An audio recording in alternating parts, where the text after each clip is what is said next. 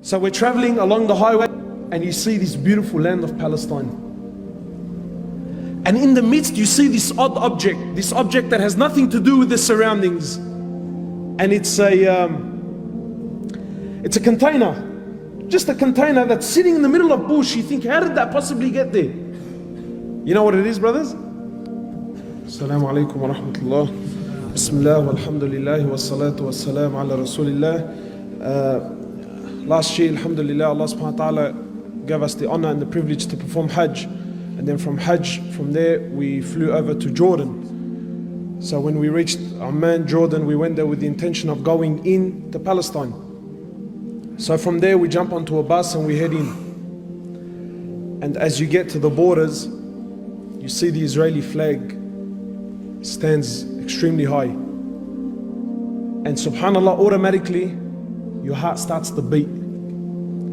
So you enter this place and you go through this whirlpool of emotions. Some of it is anger, some of it is fear, some of it is frustration. So you get to the borders, and keep in mind, you're an Australian, you got an Australian passport, and you get there, and wallahi, from as soon as you see them for the first time, it's like something enters the heart. It's like a poison enters the system. And from as soon as you make contact with them, no smiles, no welcomes, no nothing whatsoever, you're automatically made to feel like an outcast. So you get to the border there, they take you off the bus, you walk in, and you sit for an hour, 2, 3, 4, 5, 6, 7, 8, and you haven't been questioned yet. You're an Australian that wants to go in, and you haven't been questioned yet. And as you sit and you watch, you'll see a Palestinian citizen, an old senior man, a man who we might call Ammar or Hajj, or an old man at least at the age of 70, 75 years of age. And you see a young Israeli soldier, a female, maybe about 18 years old, 19 years old, talking down at him, giving him orders, Wallah al-Azim, like he's an animal, like he has no value, no worth, nothing whatsoever. Talking down at him, full if you could call it talking, it was more like barking, right? And you feel it, Wallah al-Azim, you feel it.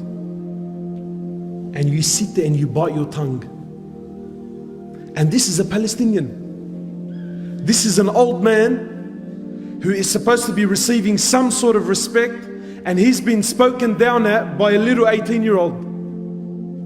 Anyway, so you sit there, and then eventually they call your name, and then a young lady, and don't think it's a coincidence that they're ladies. It's not a coincidence that they're ladies. Then a young lady will come over, she calls you out, and then you got to follow her. You walk into the room, you sit down. Who are you? Why are you here? And then she starts to ask, why have you come to Palestine? And what, sorry, they call it Israel. But why are you here? What business do you want from here? Why do you choose to come here? Why didn't you just go straight home? Full on. And this can carry on. She'll talk to you for about half an hour, then she'll tell you to go back, and then you sit an hour, 2 hours, 3 hours, then she'll come back, she'll call you back out, she'll ask you the same questions again, then she'll send you back, then you sit down for an hour, 2 hours, and then and then someone else will come and call you out, and then they'll also ask you the same questions, then you'll go back, and then you sit for an hour and for 2 hours, until eventually you lose whatever love and whatever desire you had to go in is lost. And then they tell you come in. That's if they tell you come in. And then from as soon as you walk in, you can feel the oppression. You travel on their roads, and for kilometers on end, concrete high walls, for kilometers and kilometers and kilometers separating.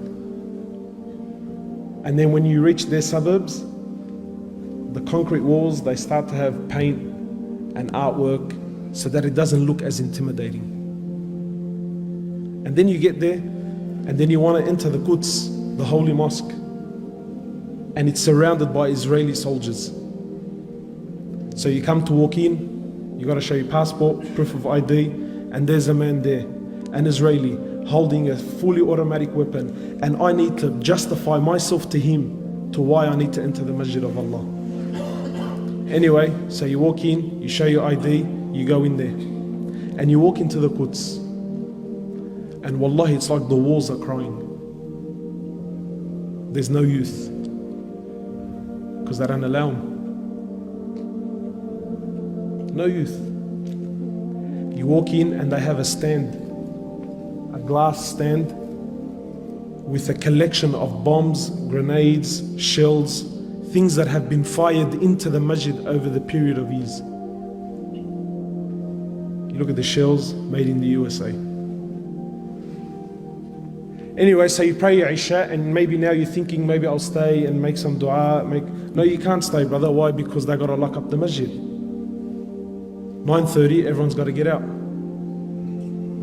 But who does the final inspection? They do. Do you think they honor the masjid and take their shoes off? They walk in. And while all this is you can absolutely say nothing. And then you speak to the local and you tell him, how come, how come where's all the Muslims? How come there isn't more people?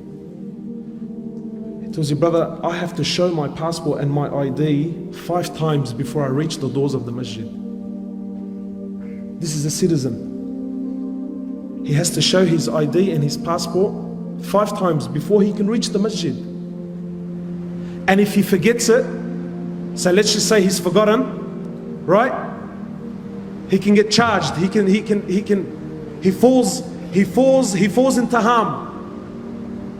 You imagine, in this country, you cannot travel from Lakemba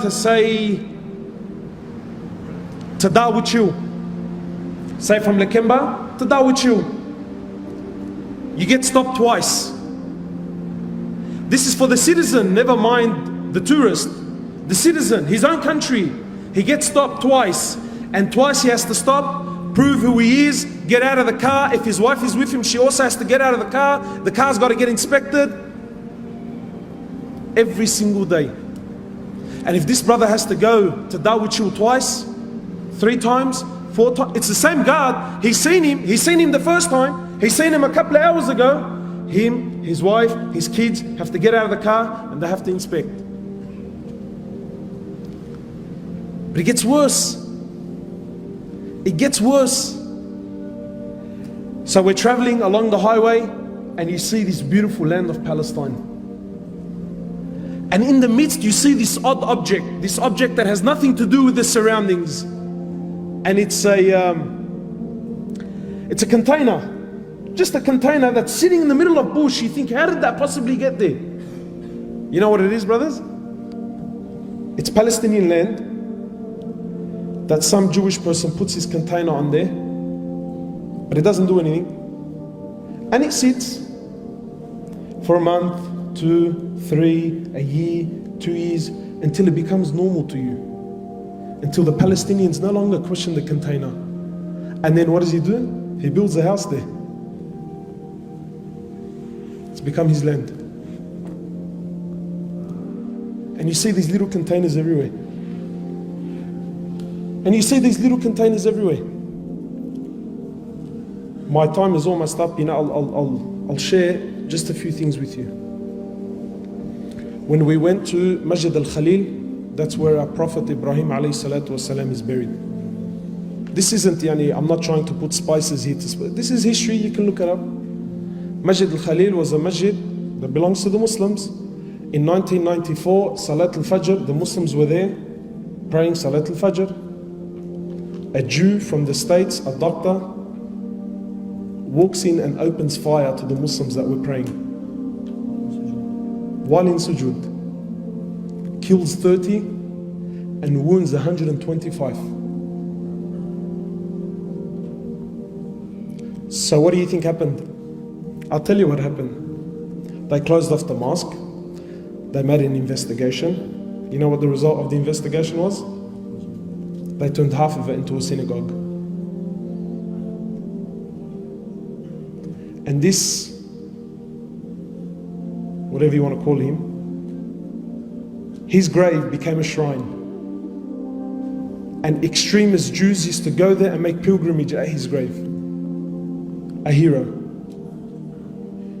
You know, my brothers, wallahi, when you visit Palestine, it's not like hearing about it and seeing it on TV.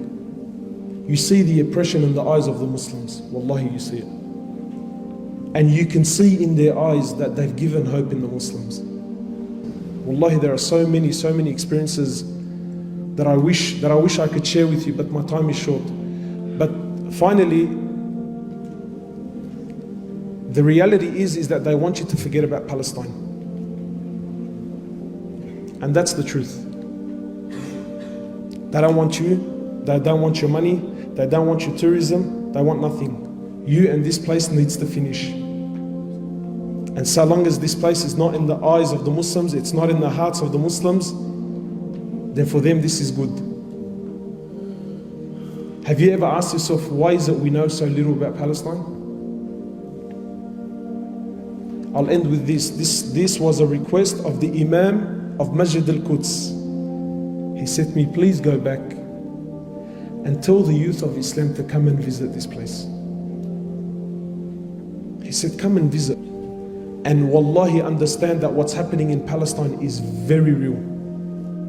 Very, very, very real. Jazakallah khairan.